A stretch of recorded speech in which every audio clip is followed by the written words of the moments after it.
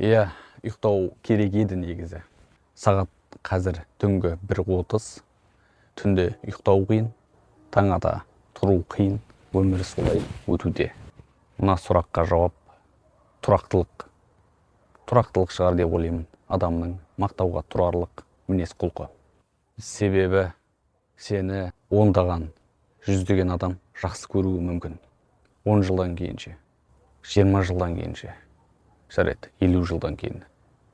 Сені жақсы көретін адам саны қанша? Сені дәл бұрынғыдай жақсы көретін, сыйлайтын, іздейтін адам саны қанша? Неше адам қалды? Неше адам қалады? 50 жылдан кейін. Ойланып көрдің бе осы сұрақты? Иә, 50 жылдан кейін сенің жұбайың, қасыңдағы жан-жарың, құшағыңда жатқан сені жақсы көрмей қалуы бек мүмкін. Мүмкін да енді. Ал тұрақты адамдарда ондай болмайды. Олар сені өзінің жүрегіне сақтап қояды.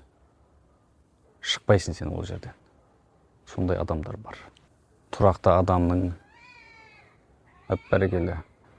Тұрақты адамның махаббаты да тұрақты. Ілияс Есенберлиннің сөзі.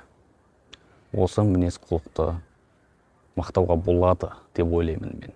Мақтауға тұрарлық мінез құлық.